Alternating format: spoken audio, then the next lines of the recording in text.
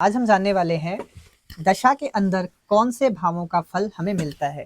कई बार हम एस्ट्रोलॉजर के पास जाते हैं, हम पूछते हैं कि इस दशा में जो है हमें किन किन भावों का फल मिल मिल रहा है। तो आगे से जवाब आता है, जैसे कि मान लेते हैं किसी की बुध की दशा चल रही है या फिर किसी की गुरु की दशा चल रही है, तो वो जिस भाव में गुरु बैठे होते हैं उस भाव का बताकर आगे बढ़ जाते हैं। यानी कि अगर गुरु यहाँ फोर्थ भाव में बैठा है तो आपको बोल देते हैं कि आपका सबसे ज्यादा जो है इस टाइम पे फोर्थ भाव का जो फल है मिलने वाला है। लेकिन हमेशा ऐसा नहीं होता है। इसे समझने की जरूरत है हमें, दशा के अंतर्गत कौन कौन से हमें भावों का फल मिलता है। तो सबसे पहले अगर आप देखोगे, यहाँ पे हम मान लेते हैं कि एक दो दशाओं से हम समझ लेंगे।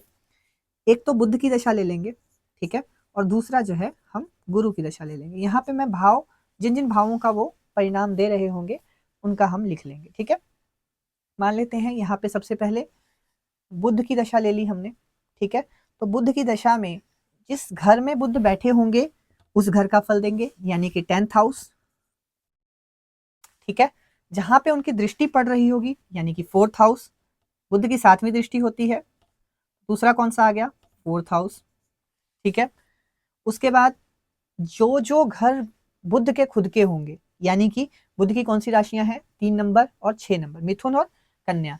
तो नवम भाव और यहाँ पे आ गया हमारा 12वां भाव, तो 9th और 12th, ठीक है। इनका फल तो वो देंगे देंगे।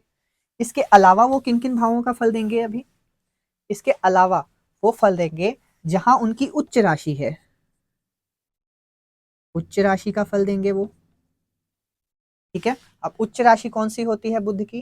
तो कन्या होती है, तो फिर 6 यानी कि 12वां भाव, 12th हाउस। अब कौन सा देंगे? नीच राशि का भी देंगे,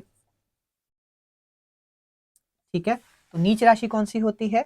12 नंबर की राशि, यानी कि 6th भाव। यहाँ पे जो मैं लिख रहा हूं ये भाव है, ठीक है, यानी ये घर है, ठीक है। अब मरकरी, जैसे मान लीजिए हमने यहाँ लिया है कि जिस नक्षत्र में बैठे होंगे मरकरी, यानी कि यहाँ पे मान लेते हैं मरकरी जो बैठे हैं वो चंद्रमा के नक्षत्र में बैठे हैं या सूर्य के नक्षत्र में मान लेते हैं, ठीक है। तो वो सूर्य जहां बैठे होंगे, यानी कि यहाँ पे अगर सूर्य के नक्षत्र में बैठे हैं तो इस भाव का भी फल देंगे, अगेन 9th भाव का, ठीक है। 9th भाव। अब 9th भाव कहाँ से आया वो भी मैं लिख देता हूँ। 9th भाव आया है हमारा जहां जिस नक्षत्र में वो बैठे हैं, जिस नक्षत्र में बैठे हैं, ठीक है। हमारे पास एक और आता है राशि तुल्य नवांश का, ठीक है। तो वो कॉन्सेप्ट, जैसे मान लीजिए कि आपका नवांश होता है, बुध जिस भी राशि में बैठे होंगे, मान लेते हैं कि बुध आपका जो है नवांश में 7 नंबर राशि पे बैठे हैं, ठीक है, तो वो इस भाव का भी फल देंगे, ठीक है। तो राशि तुल्य नवांश का भी वो फल देते हैं, राशि तुल्य नवांश का भी फल देते हैं। तो ये हो गया हमारे पास फर्स्ट हाउस, ठीक है। अब एक बार को आप ये घर गिन लो, कितने घरों, एक अंतरदशा में, एक दशा और अंतरदशा में मान लेते हैं जब बुध की अंतर ही चल रही है तो बुध ने कितने हाउसेस का फल दिया?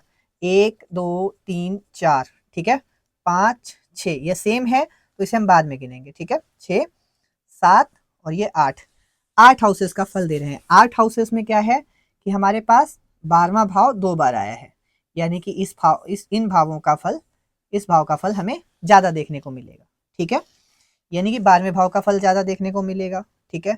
फिर 9th हाउस हमारे पास 2 बार आए हैं, ठीक है, तो 9th हाउस का भी फल हमें ज्यादा देखने को मिलेगा, ठीक है। ये दो घर हैं जिसके फल हमें कुछ ज्यादा देखने को मिलने वाले हैं बुध की अंतरदशा में। जब भी किसी भी दशा के अंतरदशा में बुध आएंगे तो इन भावों का फल हमें ज्यादा देखने को मिलेगा, ठीक है। आगे बात करते हैं, एक बार हम इसी को गुरु के माध्यम से समझने का प्रयास करते हैं, ठीक है। सेम चीजें हैं। अब यहाँ पे क्या हो गया, गुरु जिस भाव में बैठे हैं, सबसे पहले तो वो लिया था हमने, जैसे कि यहाँ पे मरकरी का लिया हमने, बुध का जिस भाव में बैठे थे वो लिया हमने। तो जिस भाव में बैठे हैं वो आ गया हमारे पास फोर्थ, यहाँ मैं लिख देता हूँ एक बार गुरु, ठीक है, फोर्थ भाव। अब नीच राशि में क्या फल देंगे, उच्च राशि में क्या फल देंगे, लास्ट में मैं इसका सूत्र भी बताने वाला हूं, तो जरूर सुन के जाना। 4th हाउस आ गया अपने पास, दृष्टि जहां डाल रहे हैं 10th हाउस आ गया, ठीक है। उसके बाद 5वीं दृष्टि भी होती है तो 8th हाउस भी आ गया, ठीक है। उसके बाद 9वीं दृष्टि होती है तो 12वां हाउस भी आ गया, ठीक है। अब इनके घर तो 6th और एक तो 6th भाव है, एक 3rd भाव है, ठीक है। तो ये भी लिख लेंगे 6th और 3rd भाव, ठीक है। ये भाव की बात हो रही है, राशियों की बात नहीं हो रही है, ठीक है। हमने क्या क्या देखा, जहां बैठे हैं, जहां दृष्टि डाल रहे हैं, जहां बैठे हैं 4th भाव, जहां दृष्टि डाल रहे हैं वो लिखा हमने, ठीक है। उसके बाद जहां भी उनकी राशियां हैं वो भी लिख लिया हमने। अब उच्च राशि भी लिख लेंगे और नीच राशि भी लिख लेंगे। तो गुरु जो है कर्क राशि में उच्च के होते हैं, तो 4 नंबर राशि कहाँ है, 10th भाव में फिर से, ठीक है। और नीच राशि जो है वो जहां पे बैठे हैं यानी कि 4th भाव, 4th भाव में नीच के होके वो बैठे हुए हैं, ठीक है। अब यहाँ पे क्या है, हमने उच्च राशि और नीच राशि भी देख लिया। अब गुरु जो है मान लेते हैं कि चंद्रमा के नक्षत्र में है, ठीक है। तो चंद्रमा जो है 8 नंबर की गिनती पे लिखे हैं और 2nd हाउस में है, तो 2nd हाउस यहाँ से एक्टिव हो जाएगा, ठीक है। अब गुरु के मामले में हम लास्ट जो रह गया हमारा राशि तुल्य नवांश का, तो वो भी समझ लेते हैं कि वो 1 नंबर में बैठे हैं नवांश में। हमारे हमारा जो नवांश होता है वहां पे 1 नंबर गिनती पर गुरु बैठे हुए हैं, तो 1 नंबर जो यहाँ पे आ गया 7th हाउस आ गया, हाउस भाव, ठीक है। अब समझो कि जब गुरु जो है अंतरदशा आ रही है तो इतने भावों का फल दे रहे हैं वो, ठीक है। लेकिन आपको एस्ट्रोलॉजर क्या बोलता है, गुरु जिस भाव में बैठा है वो भाव आपका सक्रिय है, ठीक है, उस भाव का आपको फल देखने को मिलेगा। ऐसा नहीं होता है, जब भी गुरु इन भावों में अपने दशा के दौरान गोचर करते हैं उस टाइम पे इसका फल बहुत ज्यादा मिलता है, ठीक है। अब गोचर वाली वीडियो जो है मैं अलग बना चुका हूं, ठीक है, तो वो आप देख सकते हो, अपलोडेड भी है, ठीक है। उसके बाद हम यहाँ पे एक चीज का आपको बताना चाहूंगा मैं, कि जब भी गुरु अपने उच्च राशि का फल देंगे तो वो बहुत अच्छा देंगे, और नीच राशि का फल देंगे तो थोड़ा सा खराब देंगे, ठीक है। नीच राशि में खराब फल देंगे, उच्च में अच्छा देंगे, नॉर्मल सी बात है। लेकिन अगर मान लो यहाँ पे कि जिसमें वो नीच के हैं वहीं पर उसके लॉर्ड भी बैठे हुए हैं तो वो नीच का फल नहीं देंगे। यानी कि अगर इसी भाव में शनि बैठ जाते हैं तो यहाँ पे ये नीच का फल नहीं देंगे, ठीक है। या शनि की दृष्टि पड़ जाती है तो भी ये फल नीच का नहीं देंगे, ठीक है। यहाँ पे गुरु ये है जो अच्छा फल देंगे। अगर अपनी नीच राशि में बैठे हैं, उसी राशि में अगर शनि आके बैठ जाते हैं तब भी वो अच्छा फल देंगे। अगर यहाँ पे आके चंद्र भी बैठ जाते हैं तब भी अच्छा फल देने वाले हैं, नीच का फल थोड़ा सा कम कर देंगे या न्यूट्रल फल देंगे, ठीक है। तो आपको दशा अंतरदशा के दौरान देखना होता है कि हमें इन भावों का फल मिलता है। इनमें से भी जो रिपीट हो रहे हैं जैसे कि 10th भाव, ठीक है, 4th भाव 2 बार रिपीट हो रहा होगा, ठीक है, 4th भाव 2 बार रिपीट हो रहा होगा ना, 4th भाव 2 बार रिपीट हो रहा है, ठीक है। ये इन भावों का फल हमें ज्यादा देखने को मिलेगा बाकी भावों के मुकाबले, ठीक है। तो 4th भाव का हमें यहाँ पे क्या है कि खराब फल देखने को मिलेगा क्योंकि नीच राशि है और वहां पे बैठे हुए हैं, ठीक है, तो भी खराब फल देखने को मिलेगा।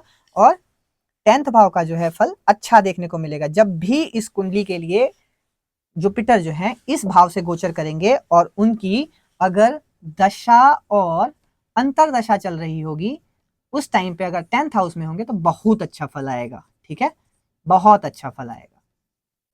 उस टाइम पे हो सकता है कि इनका करियर भी सेट हो जाए, बहुत अच्छे पैसे कमाए अपने धंधे से, या जो भी कर रहे हैं ये अपने करियर में जो भी कर रहे हैं उससे अच्छा खासा पैसा इनको आ सकता है, ठीक है। इसी प्रकार से आपको देखना है आपकी दशा कैसी जाएगी कैसी नहीं जाएगी। अब देखो यहाँ पे क्या है कि अब यहाँ पे ये भाव एक्टिव नहीं हुआ, ये भाव एक्टिव नहीं होता है, ठीक है, और हमारा 6th भाव एक्टिव हुआ है, ठीक है। तो यहाँ पे क्या है कि अगर ये तीनों भाव किसी भी दशा में एक्टिव हो रहे हैं, यानी 6, 8, 12 अगर एक्टिव हो रहा है, या जहां पे ये बैठे हैं गुरु बैठे हैं वहां से 6, 8, 12 एक्टिव हो रहे हैं, यानी कि 6, 8, 12 कौन से होंगे इनके लिए, तो ये भाव और ये भाव, ये तीनों अगर एक्टिव होंगे तब भी थोड़ी सी दिक्कत देखने को मिल सकती है, और अगर 6, 8, 12 कुंडली का एक्टिव होगा तब भी थोड़ा सा आपको दिक्कत परेशानी देखने को मिल सकता है। अगर मान लीजिए किसी भी तरीके से किसी भी जिसकी दशा अंतर्दशा चल रही है और उससे 6, 8, 12 2 बार एक्टिवेट हो रहे हैं, तो वो दशा आपकी थोड़ी सी खराब जाने वाली है, थोड़ी सी नहीं बहुत ज्यादा खराब जाने वाली है, तो उसके उपाय जरूर कर ले, ठीक है। या फिर मान लीजिए कि जैसे गुरु इस कुंडली के लिए जो है खराब है, क्यों? क्योंकि शुक्र की ये कुंडली है, शुक्र जो है इनके राजा बनते हैं, और वहां गुरु जो है शुक्र को अपना शत्रु मानते हैं, ठीक है। तो इस वजह से भी हमें गुरु की जब भी दशा आएगी, अंतरदशा आएगी, हमें इनका उपाय कर लेना चाहिए, इनका हल कर लेना चाहिए, नहीं तो यह अत्यधिक कष्ट देंगे। राधे राधे, जय श्री कृष्णा। ऐसी ही वीडियो देखने के लिए आप लोग इस चैनल को सब्सक्राइब कर सकते हैं।